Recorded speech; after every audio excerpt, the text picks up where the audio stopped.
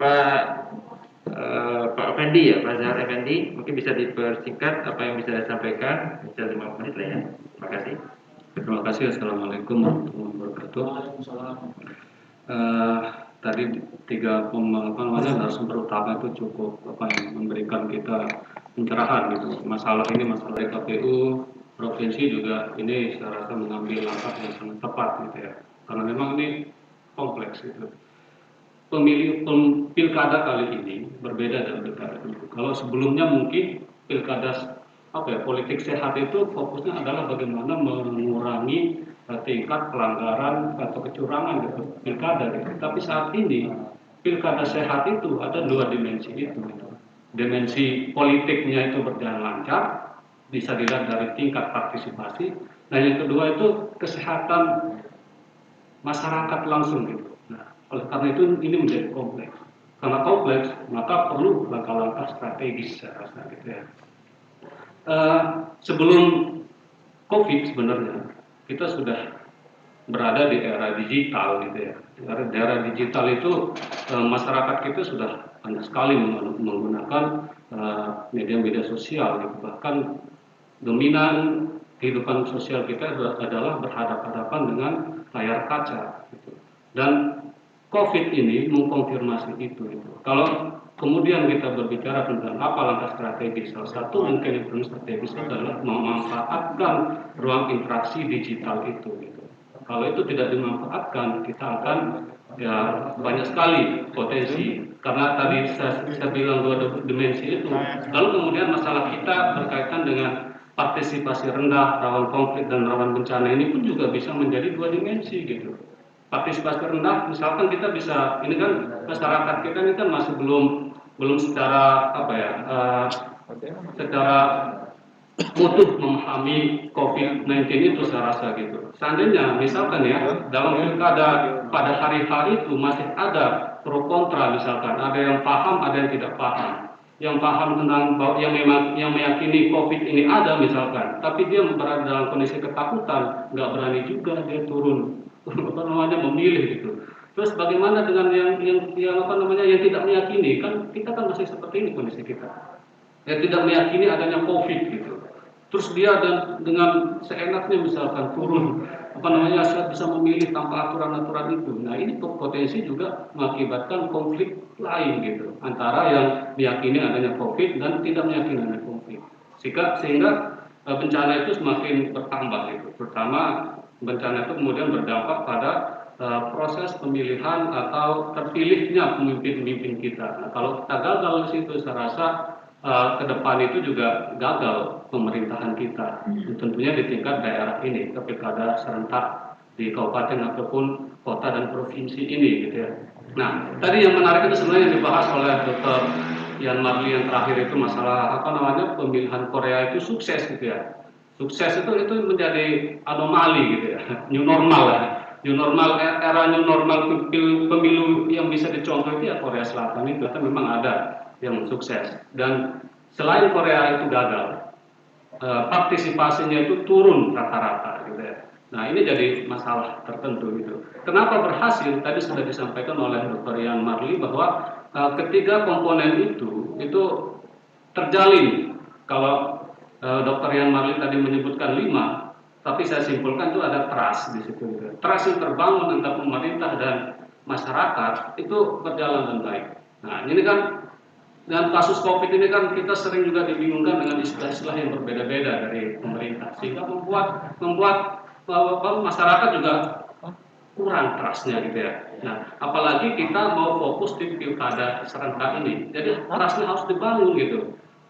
Konektivitas antara pemerintah daerah, pusat, KPU, pusat, daerah, dan yang berada di bawahnya itu harus memang terkoneksi dengan cara yang sangat bagus gitu. Kalau istilahnya sosiologi itu solidaritasnya harus kuat.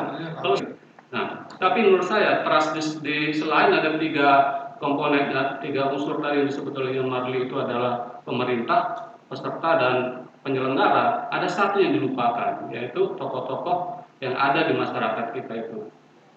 Ada sosiologi pengetahuan itu meyakini bahwa setiap tindakan itu ada yang mempengaruhinya. yaitu pengetahuan yang dimiliki oleh orang yang bertindak itu.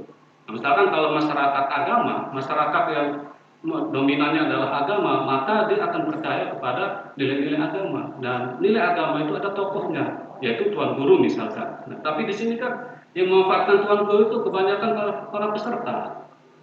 Ya kan, partai ini menggunakan tuan guru, partai ini tuan guru, ini tuan guru gitu. Sehingga yang terlihat adalah kepentingan. Bagaimana mereka memperkuat posisi mereka di pemilu itu biar mendapatkan kepercayaan pemilih. Nah, apakah kemudian penyelenggara memanfaatkan itu gitu ya? Nah, saya rasa itu perlu gitu dan kondisi seperti ini tentunya dengan menggunakan protokol kesehatan yang ketat gitu ya.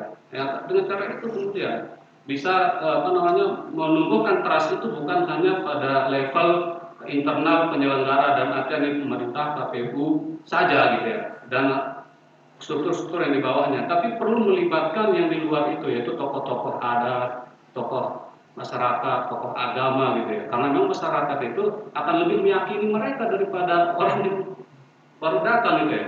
Ya, struktur institusi masyarakat itu kan lebih lama mereka hidup di dalam agama budaya sebelum mengenal pemerintah. Misalkan ya, mengapa begitu? Orang memilih kalau sudah harus berumur 17 tahun atau sudah menikah.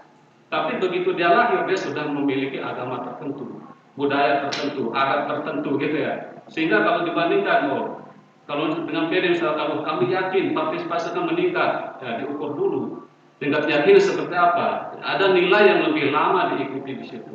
Dan itu harus diambil lagi gitu loh oleh penyelenggara ini. Jangan sampai hanya partai politik saja yang menggunakan tuan guru itu. Nah, ya penyelenggara juga harus menggunakan itu gitu ya. Biar apa ya? Biar trust itu terbangun, tidak hanya trust yang antara pemerintah dengan peserta atau pemilih ini, tapi juga antara pemilih peserta tokoh adat ini juga dilibatkan di dalamnya itu, jangan dijadikan sebagai orang luar gitu. Nah, lalu kemudian Saya persingkat lagi ya. Ya, lalu kemudian satu lagi ya, memanfaatkan teknologi digital ini. Setelah adanya era digital, kita ini identitas kita itu dibentuk bukan selain nilai-nilai yang sudah ada, terutama kaum milenial ini lebih banyak menjadikan media sosial sebagai referensi dalam mengikuti kehidupan gaya hidup mereka sehari-hari atau bisa disebut dengan me center society gitu. Masyarakat yang berpusat kepada kediriannya gitu. Mengapa kediriannya? Karena konsumsi media mereka itu layar kaca gitu.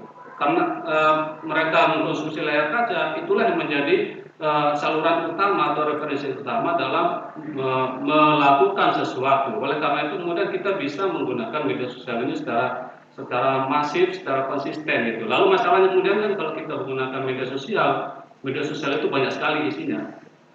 Banyak sekali menggunakan produk-produk dagangan banyak dari sana. Nah, apakah mungkin kita bisa mempengaruhi masyarakat ini melalui media sosial? Saya rasa gagal kalau intensitasnya kalah gitu ya. Setiap hari kita media sosial kita buka, setiap hari itu kita disodorkan dengan iklan terus, sehingga kita menganggap iklan itu sebuah kebenaran, padahal itu kan referensi yang ditunjukkan di dalam media sosial itu. Nah, kalau mau sukses menggunakan media sosial, saya rasa juga penyelenggara ini dengan secara konsisten gitu, tidak perlu berseri gitu ya.